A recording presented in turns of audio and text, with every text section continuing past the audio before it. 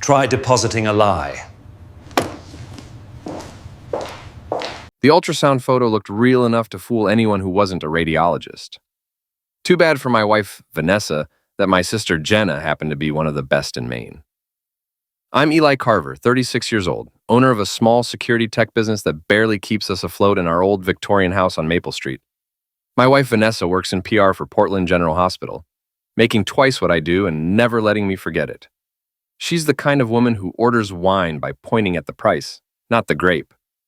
That Tuesday morning in October, Vanessa bounced into our kitchen wearing her $1,000 smile and waving a grainy black and white photo like it was a winning lottery ticket. "Surprise, honey," she squealed, practically vibrating with excitement. "We're having a baby." I nearly choked on my coffee. We'd been trying for 3 years with no luck. The doctor said Vanessa had fertility issues that would require expensive treatments we couldn't afford. Suddenly, a miracle pregnancy? "That's incredible," I managed, taking the ultrasound from her manicured fingers. The image showed what looked like a tiny bean floating in darkness. "When did you get this done?" "Yesterday, at that new clinic downtown. Dr. Morrison said everything looks perfect, 12 weeks along." She was already scrolling through baby name websites on her phone. I was thinking Madison for a girl, or maybe Bentley for a boy.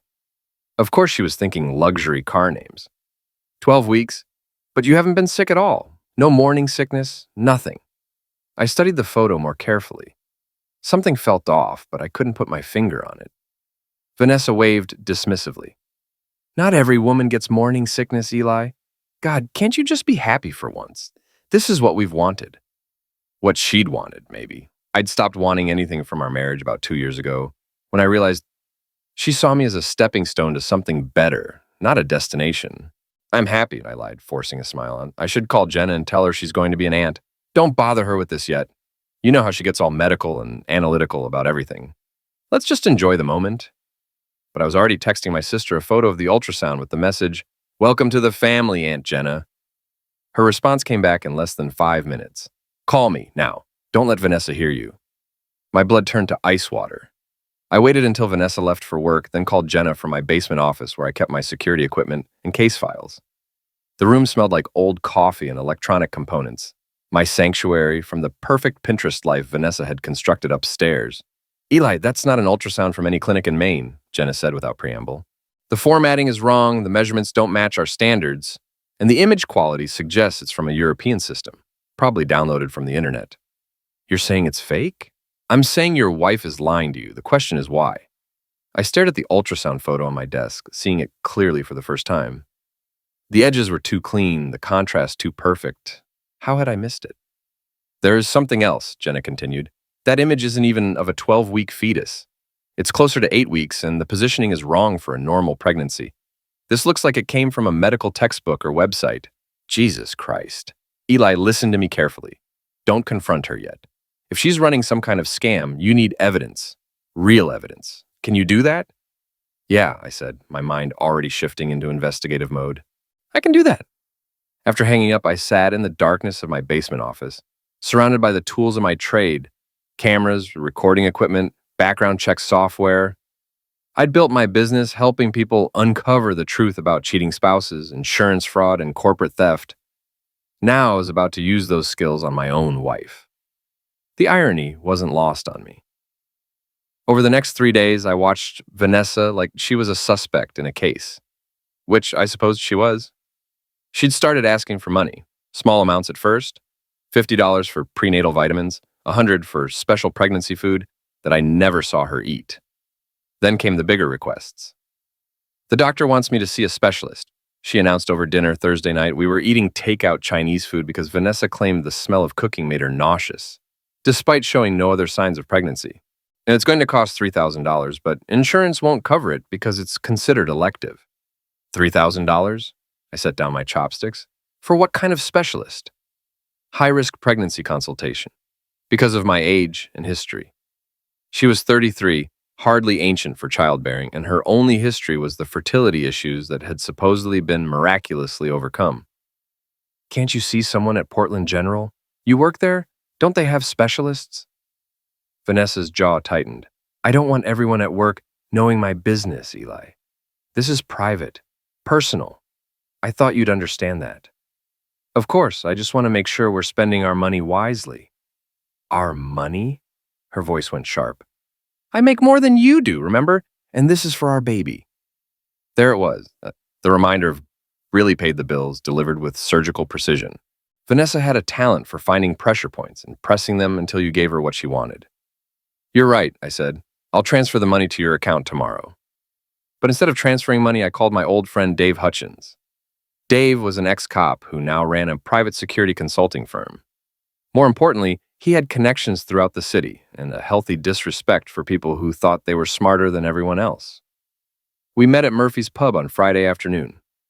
The place was a dive bar that served decent burgers and minded its own business. Perfect for conversations you didn't want overheard. So your wife's faking a pregnancy to scam money out of you? Dave asked after I'd explained the situation. He was a big man with graying hair and suspicious eyes, the kind of guy who'd seen every con game in the book. That's what it looks like, but I need proof before I make any moves. Smart. What kind of proof you thinking? I want to know where she's really going when she claims to have doctor's appointments. I want to know who she's talking to, who she's texting, where the money's going. Dave nodded slowly. Surveillance. I can help with that. What's your budget? Whatever it takes. But Dave, this stays between us. If word gets out, Eli, I've been keeping secrets since before you knew what secrets were. Your wife won't know we're watching until you want her to know. We spent the next hour planning. Dave would handle the physical surveillance while I worked on the digital side. Vanessa wasn't tech-savvy enough to hide her tracks if she was communicating with accomplices online. That evening, I gave Vanessa the $3,000 in cash, as requested. She kissed my cheek and told me I was going to be a wonderful father. The words felt like poison in the air between us. When's your appointment with the specialist? I asked. Monday afternoon. I'll probably be gone most of the day. These consultations can take hours. Monday morning, Dave was in position outside our house in an unmarked van while I monitored Vanessa's phone activity from my office. I'd installed tracking software on our shared computer months ago during a brief period when I suspected she might be having an affair. The software was still active, syncing with her phone whenever she connected to our Wi-Fi. At 1:30 p.m., Vanessa left the house dressed in her most expensive outfit, a designer suit that cost more than most people's monthly rent. She drove downtown, but not toward any medical facility. Instead, she went to the Pine Needle, an upscale bar in the financial district where Portland's young professionals went to see and be seen. Dave's voice crackled through my earpiece. She just went inside. Looks like she's meeting someone. Tall guy, expensive suit, driving a BMW. Can you get a photo? Already on it. 20 minutes later, Dave sent me a crystal clear image of Vanessa sitting in a corner booth with a man I didn't recognize. He was handsome, in that generic way that screamed successful professional. Perfect hair, perfect teeth, perfect watch that probably cost more than my car. They weren't acting like patient and doctor. They were acting like lovers planning something together. I ran the BMW's license plate through a database I had access to through my security business. The car was registered to Dr. Colin Royce, a surgeon at Portland General Hospital, Vanessa's workplace. Got you, you bastard, I muttered. But I was just getting started. Dr. Colin Royce was everything I wasn't. Tall, handsome, successful, and wealthy. His online presence painted the picture of a man who had never wanted for anything. Medical degree from Harvard, residency at Mass General, now pulling down serious money as a cardiac surgeon at one of Maine's premier hospitals. He was also married, according to his social media profiles. His wife was a blonde socialite who organized charity galas and posted pictures of their vacation home in the Hamptons. So what was he doing in a bar with my allegedly pregnant wife? I spent the weekend digging deeper. Vanessa claimed to be at a pregnancy yoga class on Saturday, but Dave followed her to Colin's apartment building downtown. She was inside for 3 hours. Sunday, she said she needed to rest because the baby was making her tired. She spent the day in bed while I pretended to watch football and actually monitored her text messages. The messages told the whole story, Vanessa. He gave me the $3K, no questions asked. Colin. Perfect. How much more do you think we can get? Vanessa. He's got about $50K in savings. I'm thinking of telling him there are complications and need expensive treatments. Colin. Brilliant. My divorce lawyer says I need at least $100K to fight for custody of my kids. This couldn't have come at a better time. Vanessa. What if he gets suspicious? Colin. He won't. Guys like him never think their wives are smart enough to outsmart them. I screenshot every message, my hands shaking with rage. They weren't just stealing my money, they were laughing at me while they did it. But the best part was yet to come. Monday morning, Vanessa announced she needed to see another specialist. The first doctor found some concerning abnormalities, she said, her voice perfectly calibrated to sound worried but not panicked. He's referring me to a high-risk pregnancy expert. It's going to cost $36,000. $36,000? I nearly spit out my coffee. Went for what? Specialized treatments to prevent miscarriage. Eli, I could lose the baby without this. She started crying, real tears that would have convinced anyone who didn't know better. I know it's a lot of money, but what's the alternative? Let our child die? The performance was flawless. If I hadn't seen her text messages, I might have believed her myself. Of course, I said, pulling her into a hug. We'll find a way. I'll liquidate some investments, maybe take out a loan against the house. Really? Oh, Eli, you're the best husband in the world. I was counting on it. That afternoon, I called Dave. I need you to help me with something that might not be completely legal. I'm listening. Remember that counterfeiting case you worked on last year? The one where the police confiscated all that fake money? Yeah, what about it? Any chance some of that evidence might have gone missing? Dave was quiet for a long moment. That depends. What are you planning? I'm going to give my wife exactly what she's asking for. Wednesday morning, I handed Vanessa a briefcase containing $36,000 in nearly perfect counterfeit bills. The money had been confiscated from a counterfeiting ring that Dave's former colleagues had busted 6 months ago. Some of it had been scheduled for destruction, but had somehow disappeared from the evidence locker. This is all our savings, I told her, which was technically true. Our real savings were safely hidden in accounts she didn't know about. But if it saves our baby, it's worth it. Vanessa's eyes lit up as she opened the briefcase. Oh, Eli, I promise you won't regret this. We're going to have the most beautiful, healthy baby. I'm sure we will. She kissed me goodbye and left for her appointment with the briefcase. Dave was waiting outside in his surveillance van. Phase 1 is in motion, he reported as Vanessa drove away. Where do you think she's headed? Let's find out. Vanessa drove straight to Colin's apartment building. She was inside for an hour, then came out without the briefcase. Colin left 20 minutes later, also without the briefcase, and drove to First National Bank downtown. He's going to try to deposit the money, I told Dave. This is where it gets interesting. Counterfeit money is remarkably difficult to detect with the unaided eye, but banks have sophisticated equipment designed to catch fake bills. The money Dave had provided was good enough to fool most people, but it wouldn't pass a bank's scrutiny. Colin emerged from the bank 15 minutes later, looking confused and angry. He made several phone calls from his car, his gestures growing more agitated with each conversation. My phone buzzed with a text from Vanessa. Treatment went well, but the doctor wants to see me again tomorrow. There might be additional costs. I texted back, whatever it takes, honey. I love you. But I was already planning phase 2. Thursday morning brought the news I'd been expecting. Dave called at 7 a.m., barely containing his laughter. Your boy Colin got arrested at the bank yesterday afternoon, he said. Apparently he came back with the counterfeit money, demanding to know why they wouldn't accept it. When they explained it was fake, he lost his crap and started yelling about being set up. Bank security called the police. Is he in jail? Released on bail, but he's facing federal counterfeiting charges. The FBI is involved now. Perfect. I'd wanted to destroy Colin's life, and he'd done half the work himself by being stupid enough to return to the bank with fake money. Vanessa came downstairs looking worried. She'd been on her phone since 6 a.m., probably trying to reach her partner in crime. Everything okay? I asked innocently. Fine, she said, but her voice was tight. Just some work drama. Anything I can help with? No, it's nothing. I might need to work late today, though. Big project. I nodded sympathetically while mentally preparing for the day ahead. Dave and I had planned something special for Mrs. Carver. At 10 a.m., there was a knock at our door. I answered it to find 2 FBI agents with badges and serious expressions. Mr. Carver, we're investigating a counterfeiting case involving your wife. We'd like to ask you some questions.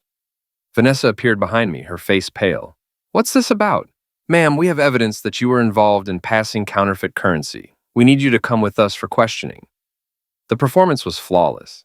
Dave's contacts in law enforcement had agreed to help with this little charade in exchange for information about Colin's activities. The badges were real, borrowed from friends who were off duty. The evidence was legitimate. Security camera footage from the bank showing Colin with the briefcase that had last been seen in Vanessa's possession. There must be some mistake, Vanessa stammered. I don't know anything about counterfeit money. Ma'am, we have video evidence of you meeting with Dr. Colin Royce, who was arrested yesterday for attempting to deposit fake currency. The money was traced back to you. I put on my best concerned husband act. Officers, I'm sure this is all a misunderstanding. My wife is pregnant. She's been under a lot of stress. Pregnant? One of the agents looked at Vanessa skeptically. Ma'am, are you currently receiving prenatal care? Yes, of course. We'll need documentation of that. Doctor's name, medical records, proof of pregnancy. Vanessa's mouth opened and closed like a fish. She couldn't provide what didn't exist. I need to call my lawyer, she whispered. That's your right, ma'am, but we still need you to come with us. As they led her away in handcuffs, a nice touch, Dave had suggested, Vanessa looked back at me with desperate eyes. Eli, call someone. Get me out of this. Don't worry, honey, I called back. I'll take care of everything. And I would, just not the way she expected. The fake arrest bought me 6 hours while Vanessa sat in an interview room trying to explain her way out of a counterfeiting charge with no lawyer and no believable story. Dave's friends were professionals. They knew how to make those 6 hours feel like 6 days. I used the time to visit Portland General Hospital. Vanessa's supervisor, Margaret Chen, was a no-nonsense woman in her 50s who ran the PR department like a military operation. She knew Vanessa was married to me. We'd met at several hospital functions. But she didn't know about the pregnancy scam. Eli, what a surprise, Margaret said when I appeared at her office door. Is everything all right? Vanessa called in sick today. That's actually what I wanted to talk to you about. Has Vanessa seemed different lately? Distracted, maybe asking for time off for medical appointments? Margaret's expression grew concerned. She has been taking a lot of personal time recently. She said she was dealing with some health issues but didn't want to discuss details. Why? Is she all right? I think she might be in some serious trouble, Margaret. The kind that could affect the hospital if it gets out. I spent the next hour explaining everything. The fake pregnancy, the money scam, Colin's arrest, the counterfeiting charges. Margaret's face grew darker with each revelation. Dr. Royce works here, she said when I finished. If he's involved in criminal activity, especially with one of our PR staff, it gets worse. I have text messages showing they plan to steal more money from me, possibly up to $100,000. They were laughing about how stupid I was. Margaret asked to see the messages. I showed her screenshots on my phone, watching her expression shift from concern to disgust to anger. This is a disaster, she muttered. If this gets out, the media will have a field day. Hospital employees run pregnancy scam. Our reputation will be destroyed. It doesn't have to get out, I said carefully, not if the right people handle it properly. What are you suggesting? Fire them both. Quietly. Let Colin deal with his legal problems on his own and let Vanessa face the consequences of her choices without the protection of hospital employment.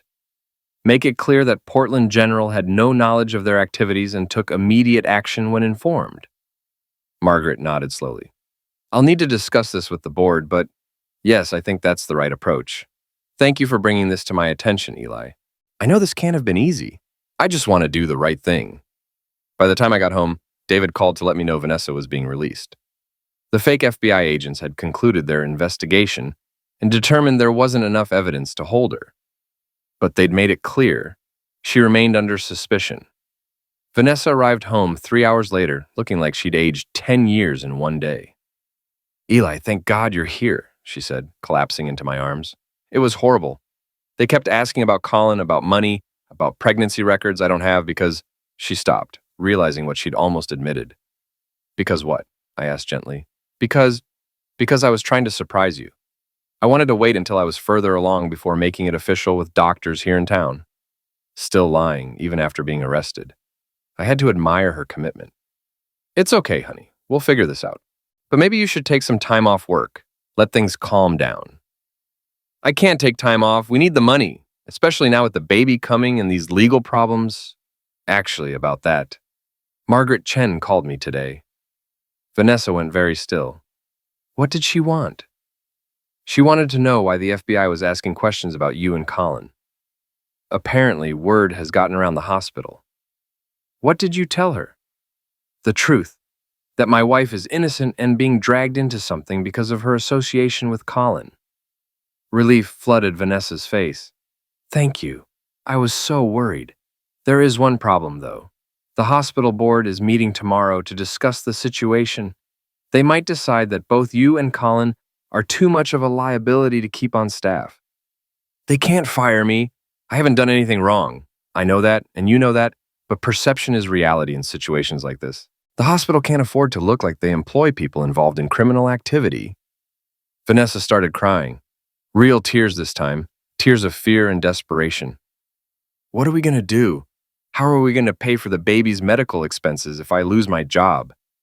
We'll figure something out, I said, holding her while she sobbed against my chest. We always do.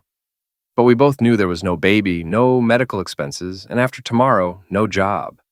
The trap was closing. Friday morning brought a phone call that changed everything. It was Tara Williams, Vanessa's best friend, and the owner of an upscale beauty clinic downtown. Tara had always treated me like I was barely worth her time, just another middle-class husband dragging down her successful friend. Eli, I need to talk to you, she said without preamble. It's about Vanessa. What about her? Not over the phone. Can you meet me at my clinic in an hour? Tara's clinic was all white marble and soft lighting, the kind of place where wealthy women went to fight aging with expensive procedures. She was waiting in her office, looking uncharacteristically nervous. I know about the pregnancy, she said as soon as I sat down. What about it?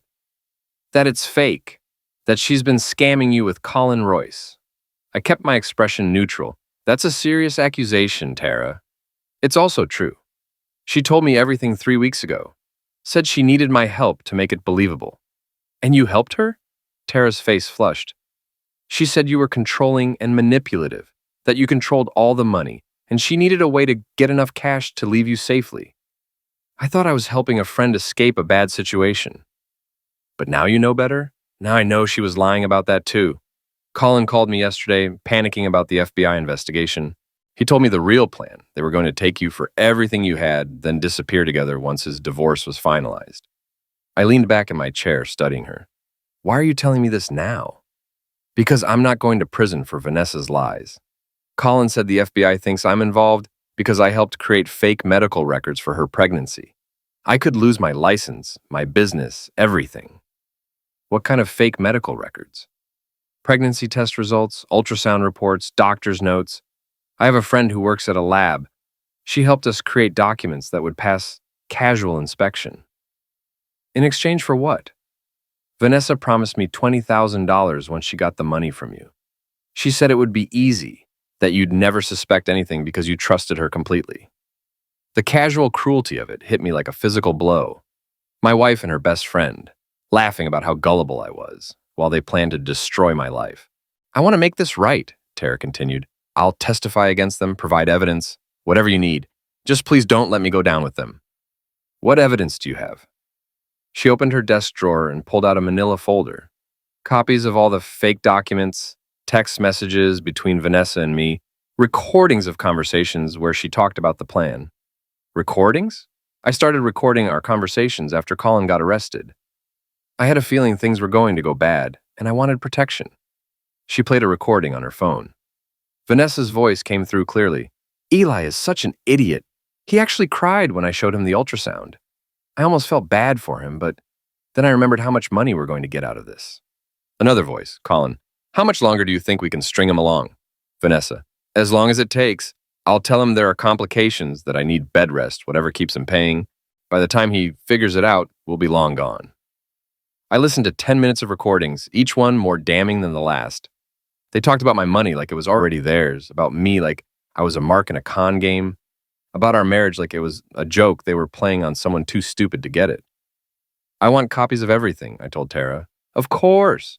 But what are you going to do? I'm going to give them exactly what they deserve.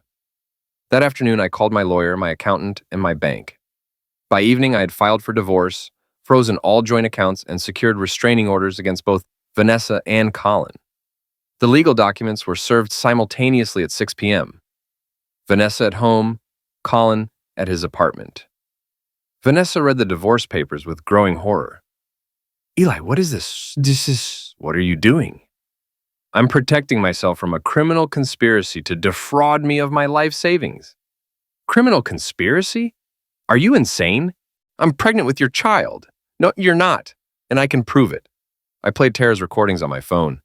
Vanessa's face went white as she listened to herself, talking about what an idiot I was, how easy I was to manipulate, how much money they were going to steal from me. Where did you get this? She whispered. From someone who decided she didn't want to go to prison for your lies. Tara? That witch recorded me? That witch is testifying against you in court, along with providing evidence of the fake medical records you two created. Vanessa sank into a chair, the fight going out of her. Eli, please. We can work this out. I made a mistake, but we can fix this. The only mistake was mine, marrying someone who saw me as a wallet with legs. That's not true. I love you. You love my money. There's a difference. She tried tears, then anger, then bargaining. Nothing worked. The evidence was overwhelming. The legal documents were filed, and her co-conspirators were abandoning her one by one. What happens now? She asked finally. Oh, now you move out. Tonight. The restraining order gives you 2 hours to pack your things and leave. Where am I supposed to go? I don't have any money. That's not my problem anymore. As Vanessa packed her designer clothes and expensive jewelry, I felt something I hadn't experienced in years. Peace. The constant tension. The feeling that I was never good enough. The nagging suspicion that my wife saw me as a temporary inconvenience. All of it was lifting like fog in sunlight. She left at 9 p.m. with 3 suitcases and a look of pure hatred. This isn't over, she said from the doorway. I'll fight you in court. I'll take half of everything you have. Good luck with that. It's hard to claim marital assets when you're facing federal fraud charges. The door slammed behind her, and for the first time in 3 years, my house felt like home. The next 3 weeks brought a cascade of consequences that exceeded even my expectations. Colin was indicted on federal counterfeiting charges and fired from Portland General Hospital. His medical license was suspended pending investigation, and his wife filed for divorce, taking their kids and half his assets. Vanessa was charged with conspiracy to commit fraud and creating false documents. She lost her job at the hospital and couldn't find another one. Word had spread through Portland's tight-knit professional community that she was involved in a scam targeting her own husband. Tara kept her promise to testify against them, providing evidence that destroyed any chance they had of claiming innocence.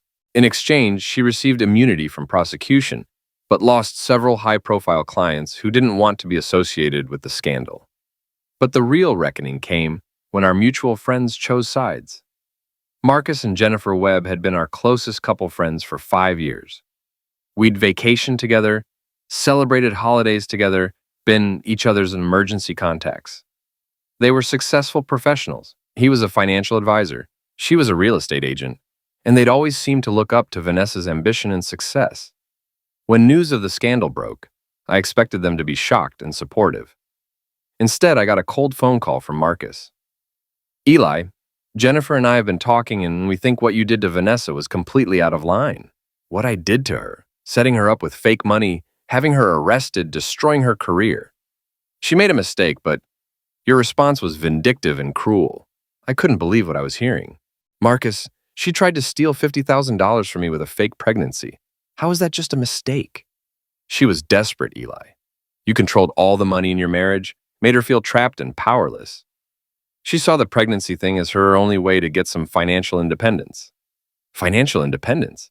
She was planning to disappear with her lover once they'd cleaned out my savings. That's your version of events. Vanessa says Colin was just a friend helping her figure out how to leave a toxic marriage.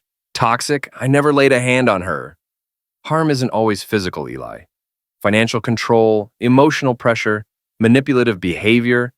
Vanessa told us how you monitored her spending, questioned her decisions, made her account for every dollar. The gaslighting was breathtaking.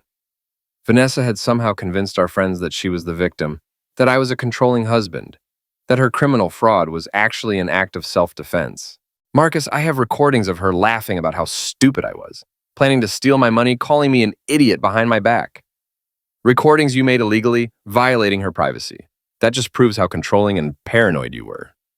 The conversation ended with Marcus telling me that he and Jennifer wouldn't be able to maintain a friendship with someone who could destroy his wife so completely over a moment of poor judgment. 3 other couple friends made similar calls over the next week. Vanessa's narrative was spreading through our social circle like a virus. I was the real villain, she was the victim, and anyone who stayed friends with me was endorsing domestic misuse. The isolation was devastating. These weren't just casual acquaintances, they were people I'd considered family.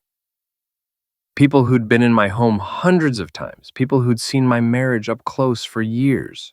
If Vanessa could convince them that I was a harmful partner, what did that say about how well I'd hidden my true nature? Or how well she'd hidden hers? The doubt crept in late at night when I was alone in my house, surrounded by the silence of a life that had imploded. Had I been controlling? Had I made Vanessa feel trapped? Was her betrayal somehow my fault? Then I'd remember the recordings, the evidence, the cold calculation in her voice as she planned to destroy me. Whatever problems our marriage had, fraud wasn't the solution. Theft wasn't justified by unhappiness. And anyone who thought it was didn't deserve to be in my life. But it still hurt. It hurt like heck. The final blow came from an unexpected source, my own mother. "Eli, I'm disappointed in you," she said during our weekly phone call. "I raised you to treat women with respect, not to destroy them when they make mistakes." Mom, she wasn't making mistakes. She was committing crimes. She was trying to leave a marriage that made her unhappy. You could have just given her a divorce and let her go with dignity. She could have asked for a divorce instead of trying to steal my life savings. Money isn't everything, Eli. Your marriage was already over. Anyone could see that. Fighting over money just makes you look petty and vindictive. Even my mother, who'd raised me alone after my father left, who'd worked 2 jobs to put me through college, who'd always been my biggest supporter, even she was taking Vanessa's side. The isolation was complete. By December, I'd lost most of my friends, the respect of my family, and any desire to stay in Portland. The legal proceedings were moving forward. Vanessa and Colin would face trial in the spring. But the social damage was irreversible. I was the man who'd destroyed his wife's life over money, the controlling husband who'd chosen revenge over reconciliation. That's when Dave suggested the nuclear option. "You want to know what really pisses me off about this whole thing?" he said over beers at Murphy's Pub. "Everyone's acting like you're the bad guy, but they don't know the whole story." I've told them the whole story. They don't want to hear it. No, you've told them your side of the story, but you haven't shown them what Vanessa and her friends really think of them. What do you mean? Dave pulled out his phone and scrolled through some files. Remember when I was doing surveillance on Vanessa? I didn't just follow her to meet Colin. I also recorded her conversations with other people, including some of your mutual friends. He played an audio file. Vanessa's voice came through clearly, talking to someone on the phone. "Jennifer's such a fake witch. She acts like she cares about me, but she's just fishing for gossip to spread around her real estate office. Marcus is even worse, always hitting on me when Eli isn't looking. They're all so boring and middle class. I can't wait to get away from them once Colin and I have enough money." Another recording, Vanessa talking to Tara. "The funniest part is how they all think they're so sophisticated and successful. Jennifer's real estate business is failing. Marcus is stealing from his clients' accounts, and they're both too stupid to realize everyone knows. I can't believe I've wasted 5 years pretending to be friends with these losers." There were hours of recordings. Vanessa mocking our friends, revealing their secrets, expressing contempt for everyone who'd believed her lies about me. She'd been playing a role for years, pretending to care about people she actually despised. Jesus, Dave, this is the real Vanessa. The woman who's been manipulating everyone around her for years, including you. The question is, what are you going to do about it? I thought about Marcus and Jennifer, who'd cut me out of their lives to support a woman who called them boring losers behind their backs. I thought about my mother, who'd chosen to believe the word of a criminal over her own son. I thought about all the people who'd been so quick to judge me without knowing the facts. "I'm going to give them the truth," I said. "All of it." Dave smiled. "Now you're talking." The next day, I created anonymous email accounts and sent the recordings to everyone who'd taken Vanessa's side. Marcus and Jennifer got the recordings of Vanessa mocking them. My mother got the recordings of Vanessa calling her a pathetic old woman who raised a loser's son. Other friends got their own personalized collections of Vanessa's private thoughts about them. I also sent copies to the local news media, along with a complete dossier of evidence about the pregnancy scam. The story was too good to ignore. Local woman fakes pregnancy to defraud husband, mocks friends who support her. The response was immediate and devastating. Marcus called first, his voice shaking with rage. Eli, I owe you an apology. I had no idea. The things she said about Jennifer, about our marriage, about our business, how could we have been so wrong about her? Jennifer was crying when she called an hour later. I feel so stupid. I defended her. I cut you out of our lives, and she was laughing at us the whole time. Can you ever forgive us? My mother's call was harder to take. Eli, I'm sorry. I should have trusted you. I should have known you better than that. That woman, the things she said about you, about me, I feel sick. The apologies kept coming for days. Every friend who'd abandoned me, every family member who'd questioned my character, every person who'd believed Vanessa's lies. They all called to grovel and beg forgiveness. It felt good. Better than good. It felt like vindication. But the best part was yet to come. The news story broke on a Thursday morning, and by Thursday evening, Vanessa's life had imploded completely. The recordings didn't just expose her contempt for our friends. They also revealed criminal activity that the FBI hadn't known about. In one conversation with Colin, she'd discussed forging medical documents for other women in similar scams. In another, she'd talked about using her position at the hospital to access patient information for identity theft. The pregnancy fraud was just the tip of the iceberg. Colin, facing additional charges, decided to cooperate with federal prosecutors. He provided evidence of a broader conspiracy involving fake medical records, insurance fraud, and identity theft. Vanessa wasn't just a cheating wife trying to steal from her husband.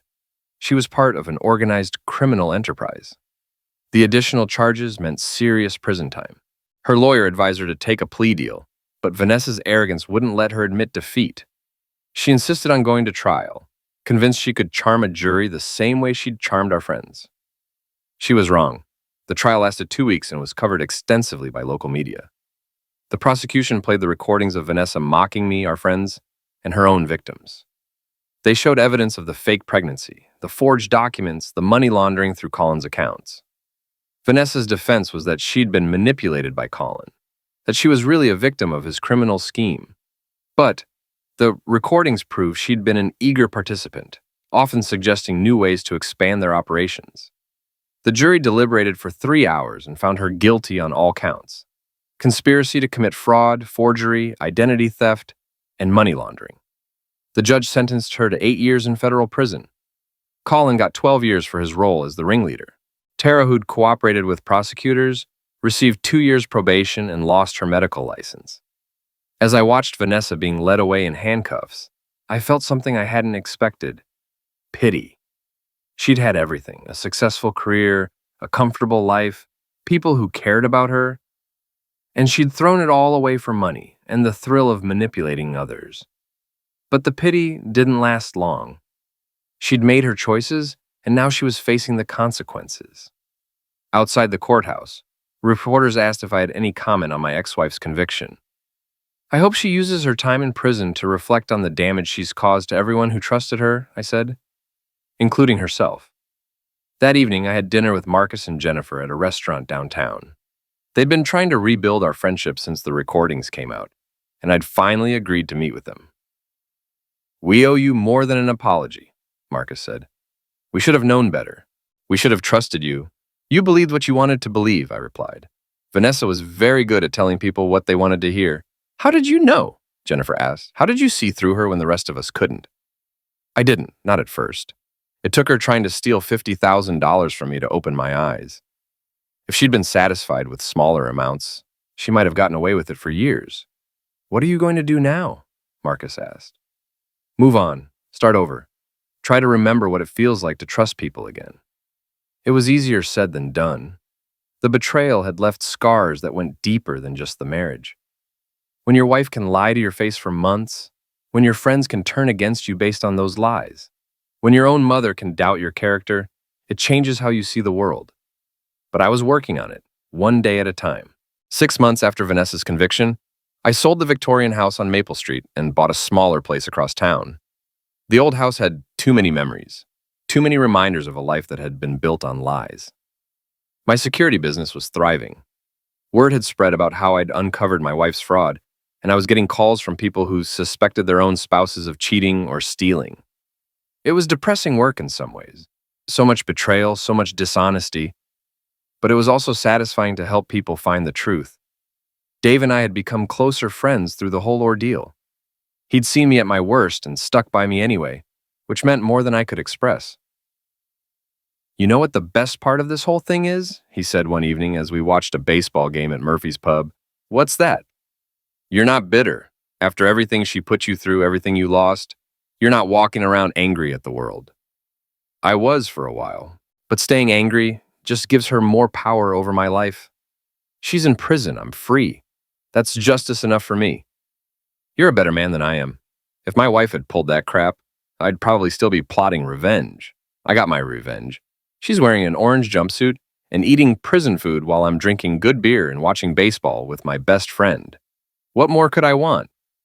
Dave raised his beer in a toast. To moving on. To moving on. But even as I said it, I knew there was one more piece of business to settle. The next morning, I drove to the federal prison where Vanessa was serving her sentence. I'd thought about this visit for months, unsure if I wanted to see her again or if it would just reopen old wounds. She looked older, tired, diminished in her prison uniform. The designer clothes and perfect makeup were gone, replaced by the harsh reality of incarceration. "I wasn't sure you'd come," she said when they brought her to the visiting room. I wasn't sure either. We sat across from each other at a metal table, two people who'd once shared a bed and a life, now separated by bulletproof glass and years of lies. "I'm sorry," she said finally, "for all of it. The pregnancy, the money, the things I said about you to other people. You didn't deserve any of that." "No, I didn't. I know it doesn't change anything, but I want you to know that I did love you. At the beginning, anyway. Before the money and the status became more important than everything else. I believe you. But love without respect isn't really love at all, is it?" She looked down at her hands, unable to meet my eyes. "Probably not." "Why, Vanessa? Why not just ask for a divorce if you were that unhappy?" "Because I was greedy, because I thought I deserved more than half of what we had together. Because Colin convinced me we could have it all if we were smart about it." "And now you have nothing." "Now I have nothing," she agreed. 8 years to think about how I threw away everything good in my life for money I never got to spend. We talked for another 20 minutes about practical things. The divorce settlement, her appeals process, her plans for when she got out. It was civil, even cordial, but there was no warmth between us anymore. Too much had happened, too much trust had been broken. As I prepared to leave, she asked one final question. "Do you think you'll ever forgive me?" "I already have," I said. "Not for your sake, but for mine. Carrying that anger around was poisoning my life. I decided to let it go. Thank you. But forgiving doesn't mean forgetting, Vanessa. And it doesn't mean I'd ever trust you again. I know, I wouldn't trust me either." I left the prison feeling lighter somehow, like I'd finally closed a chapter that had been hanging open for too long. Vanessa would serve her time and I would build a new life. Our story was over. 3 months later, I was working late in my office when my phone rang. It was Jenna calling from the hospital. "Eli, I have some news that might interest you. Remember Dr. Colin Royce?" "Hard to forget him. What about him?" "He was found dead in his cell this morning. Apparent self-inflicted death." I felt a moment of shock, followed by something that might have been sadness. Colin had been a bastard and a criminal, but he'd also been someone's father, someone's son. "How's Vanessa taking it?" "I don't know, but I thought you should hear it from me instead of reading about it in the paper." "Thanks, Jenna. I appreciate that." After hanging up, I sat in my office thinking about Colin, about Vanessa, about the chain of choices that had led to this moment.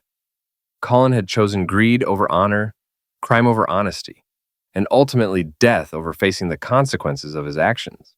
Vanessa had made similar choices but was still alive, so still had a chance to make different decisions when she got out of prison. I hoped she would take that chance.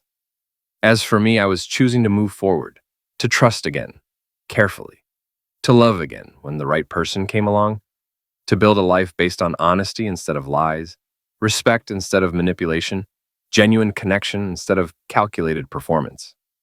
It wasn't the life I'd planned when I married Vanessa 8 years ago, but it was the life I'd earned through surviving her betrayal and choosing not to let it destroy me. And that was enough. 5 years later, I'm writing this from my new home office, a bright room with windows overlooking a garden that I planted myself.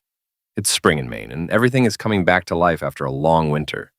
My security business has expanded into corporate consulting, helping companies protect themselves from internal fraud and embezzlement. It's ironic that my expertise in being betrayed has become such a valuable professional skill, but life has a sense of humor like that. I remarried 2 years ago to a woman named Sarah who works as a nurse at Maine Medical Center. She knows my whole story. I told her everything before we got serious, figuring she had a right to know what she was getting into. Her response was that everyone has baggage, and at least mine came with useful life lessons. Sarah is nothing like Vanessa. She's honest to a fault, terrible at hiding her emotions, and more interested in helping people than in accumulating status symbols. When she says she loves me, I believe her because I've seen her actions match her words for 3 years running. We're expecting our first child in October.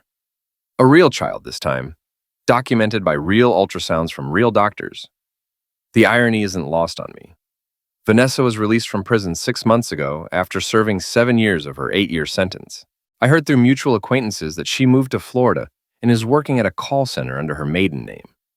She sent me a letter last Christmas, apologizing again and wishing me well. I didn't respond, but I didn't throw the letter away either. Some of our old friends have tried to reconnect over the years. Marcus and Jennifer moved to California, but we exchanged Christmas cards and the occasional email. My relationship with my mother improved after she realized how completely she'd been manipulated, though it took time to rebuild the trust between us. Dave is still my best friend and business partner. He walked me down the aisle at my wedding since my father wasn't around to do it. He's also going to be the godfather of my child, a responsibility he takes very seriously. The house on Maple Street sold to a young couple who were excited about fixing up the old Victorian. I drove by it once last year and saw they'd painted it yellow instead of the white Vanessa had insisted on. It looked happier somehow. I still think about the whole experience sometimes, usually late at night when I can't sleep. Not with anger or regret, but with a kind of amazement at how completely wrong I'd been about someone I'd lived with for years. It's a humbling reminder that we never really know other people as well as we think we do. But I've also learned that surviving betrayal doesn't have to make you cynical or bitter. It can make you more careful, more observant, more appreciative of genuine honesty when you find it.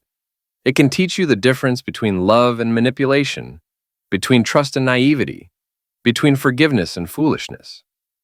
Most importantly, it can teach you that your worth as a person isn't determined by how others treat you. Vanessa's betrayal said everything about her character and nothing about mine. It took me a long time to really believe that, but now I do.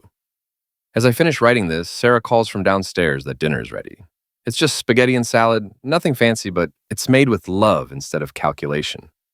She's excited to tell me about her day at the hospital, and I'm excited to listen because her stories are true. This is what happiness looks like after betrayal. Simple, honest, real. No designer clothes or expensive restaurants or impressive social media posts. Just two people who choose each other every day, who tell each other the truth, who build something together instead of tearing it down. Vanessa thought she was so clever, so sophisticated, so much better than the boring middle-class life we had together. She traded it all for 8 years in prison and a future built on lies. I traded it for this: a woman who loves me without conditions, a child on the way, a business built on helping people find the truth, and the knowledge that I survived the worst betrayal of my life and came out stronger. Some trades are better than others.